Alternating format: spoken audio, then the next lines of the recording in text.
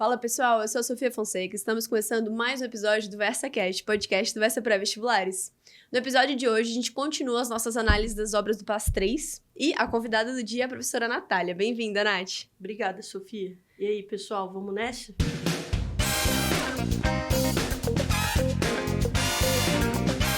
Hoje a gente tem uma análise de uma obra mais densa, que é Desenredo de Guimarães Rosa, então fiquem atentos. Isso aí, na verdade, todas as obras, pessoal, de Guimarães têm uma certa dificuldade por causa da linguagem que ele usa. Ele é conhecido por uma característica muito importante, que é o neologismo, a criação de palavras. A gente vai falar disso várias vezes ao longo aqui do enredo e da análise geral da obra, tá bom? Foi um pouco traumático, meu primeiro contato com Guimarães Rosa, foi um pouco intenso, até eu entender o que estava acontecendo. Pois é até interessante porque eu brinco que quando a gente vê uma palavra estranha em Guimarães Rosa e vai procurar na internet ou no dicionário, a gente descobre que só existe na obra dele a ocorrência daquela palavra. Então, realmente, é totalmente nova, só no contexto em que ele escreveu é que aquela palavra existe. E aí é justamente por isso. Traz uma genialidade incrível, né? Não, genial, completamente. Só que você precisa realmente contextualizar. Aquela palavra precisa estar envolvida pelas outras para você entender realmente o significado que ele quis trazer para ela. Mas, enfim, vamos chegar a isso bem devagarinho, mas realmente é uma obra densa por sua temática e também por sua abordagem linguística, né? Bom, vou começar falando que o João Guimarães Rosa é um dos maiores autores brasileiros. Ele que escreveu Grande Sertão Veredas, eu acho que é uma obra, assim, diferenciada. Todo mundo, em algum momento, deve ler essa obra, porque realmente ela muda uma vida, mas também não é fácil de ler de jeito nenhum. E uma frase do Guimarães, que é muito importante, é aquela em que ele diz que o sertão é a vida. Isso mostra a sua perspectiva muito centrada no próprio sertão brasileiro, naquilo que nós somos como população, principalmente ali nas raízes históricas, né, culturais. Exatamente, e pensando essa população que sofre muito, não só em termos de desigualdade social.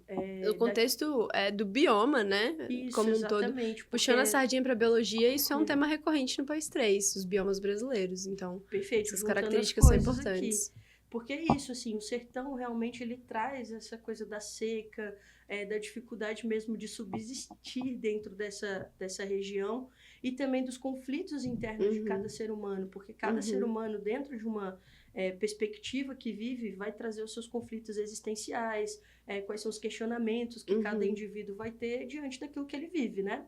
Então, essa perspectiva do ser humano, ele pensar que o sertão é o mundo, é porque há ali uma perspectiva universal mesmo. Isso é uma característica, inclusive, da terceira fase do modernismo, a qual pertence tradicionalmente João Guimarães Rosa.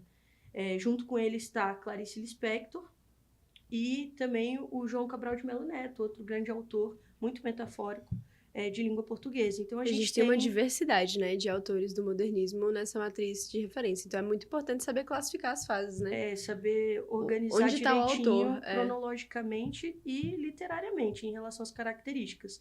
A primeira fase do modernismo, aquela em que está Oswald de Andrade, Mário de Andrade, é uma primeira fase um pouco mais engajada, a chamada fase heróica. Tem muitas coisas que são inovadoras nessa fase e esses autores estavam muito realmente engajados em fazer essas mudanças acontecerem na sua poesia, na sua prosa. É a fase revolucionária, né? Revolucionária.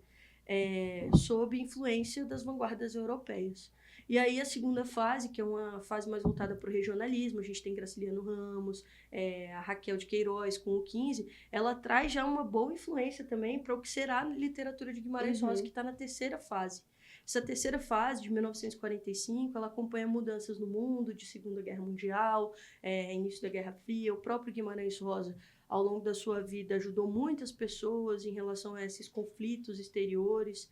Então, era um cara muito inteligente, muito vivido, que trazia esses conflitos de fora para dentro do que era o Brasil, mostrando que o brasileiro ele também vive conflitos existenciais que são próprios de seres humanos em qualquer lugar desse mundo.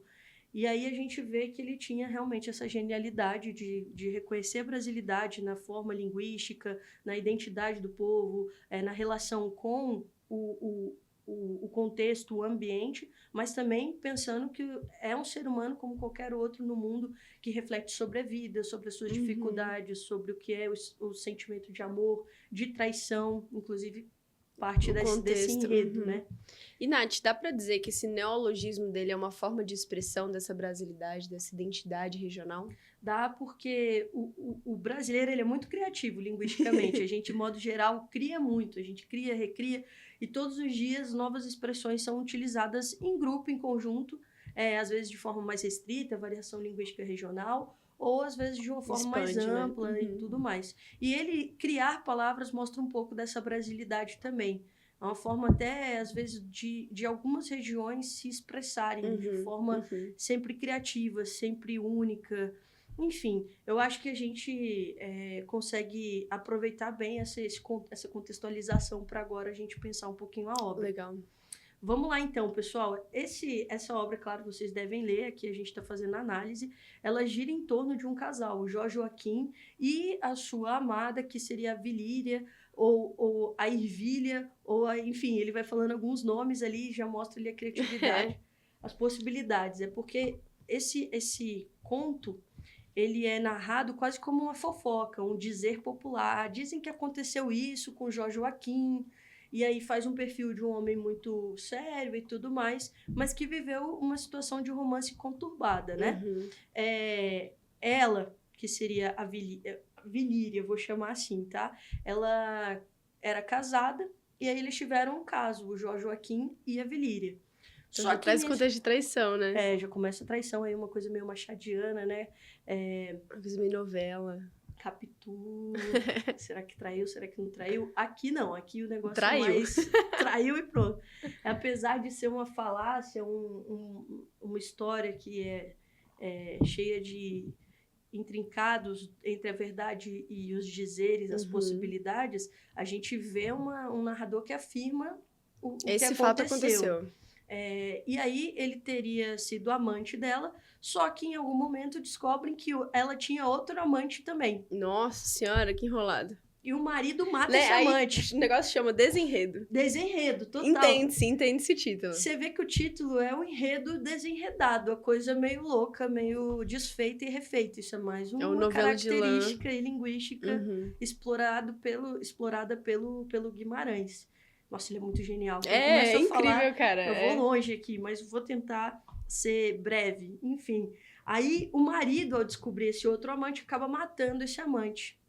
E a gente vê que o Jorge Joaquim, ele fica, segundo o narrador, meio desiludido, não só pela morte do outro amante, mas porque ele não era o único.